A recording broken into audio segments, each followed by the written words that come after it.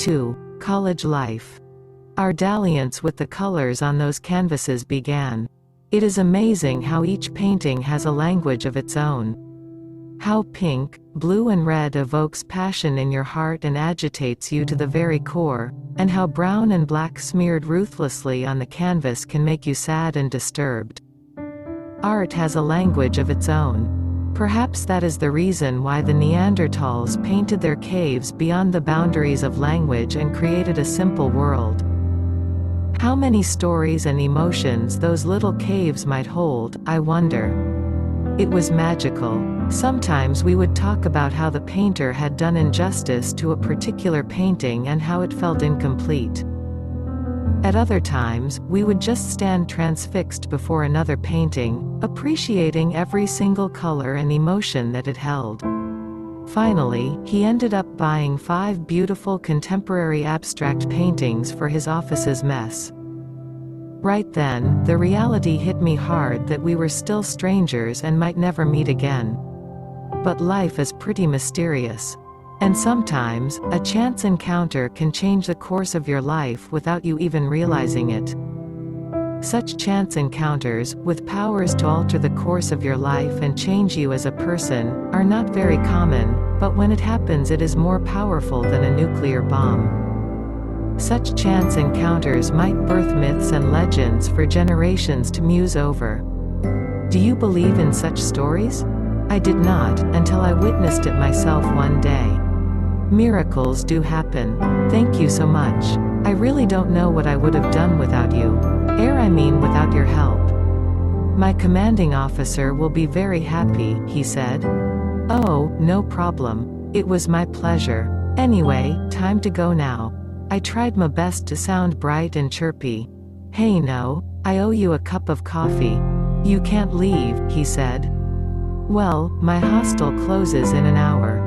I am really sorry, but I have to go. Oh no, that is not done. Okay, give me your phone number, he said.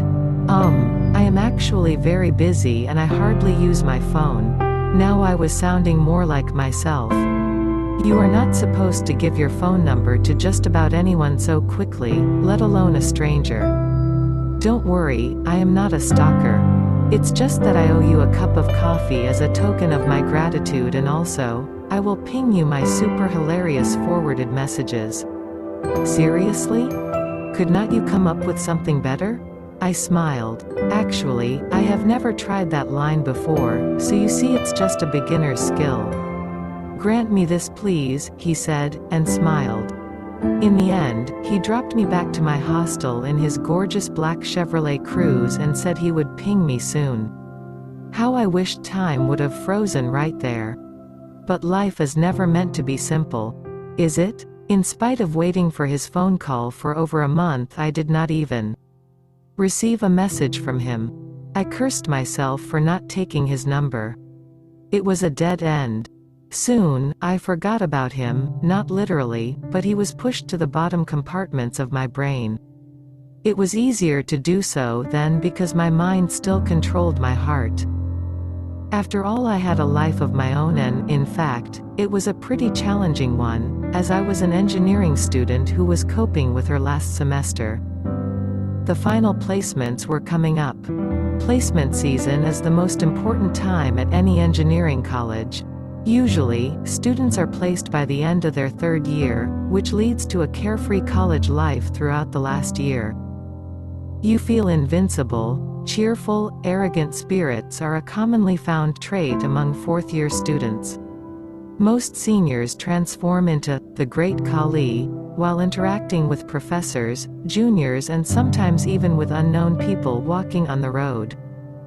Popular perception is that engineering colleges are magical places where learning takes place, but the truth is, they are actually beautiful places where beer flows in amber currents. Inviting faces are chased by prospective suitors, snooty college sweethearts are considered property and generally remain virgins, coffees are turned into essays, electric kettles are next to God, nights are an exclusive time for leisure, mornings bring a plethora of unwanted tasks like visiting classes, and professors are best ignored.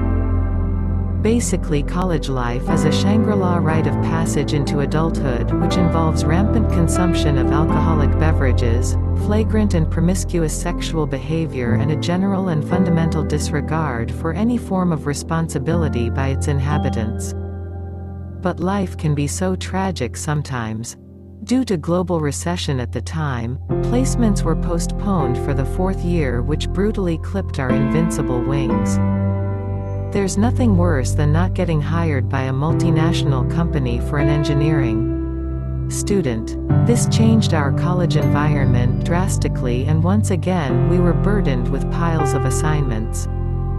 Seniors were often found with bags under their eyes, wound up on caffeine, eating Maggi while working on assignments before the next class.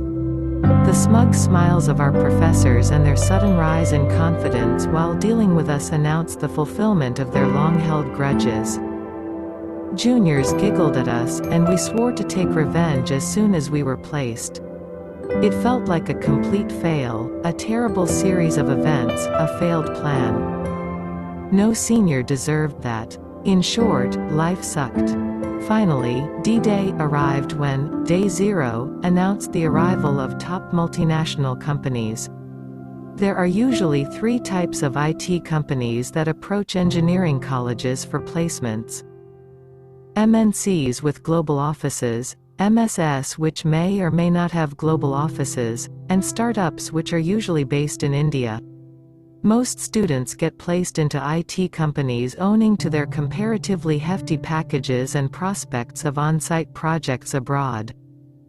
Other than that, core companies also visit college campuses to recruit students. The placement cell functions with full efficiency during this time of year and behaves like royalty, unlike the rest of the year when they hide in their nerdy dungeons and others think of them as complete college misfits. Every company, irrespective of the pay packages, looks to hire smart brains and ensure that every hired candidate is the top of the lot. Good aptitude, good at logic, good at communication, well-versed in basic technology, a topper since kindergarten and whatnot.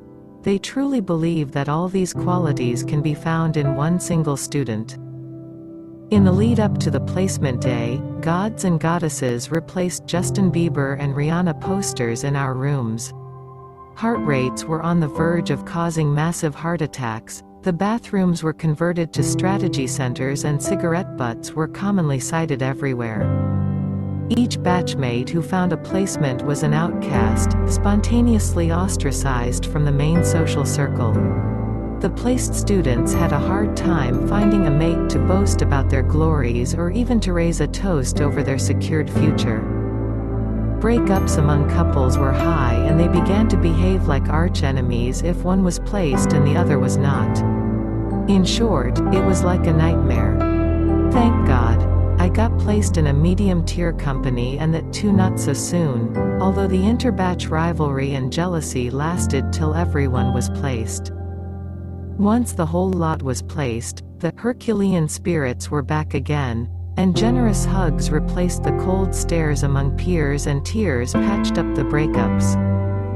We were one big happy community again, with more important and significant agendas like ragging the juniors, organizing a grand party, hitting the discotheque, packing bags for a hike to some godforsaken place, and even doing all the banned things in the college rule book which we could not do earlier.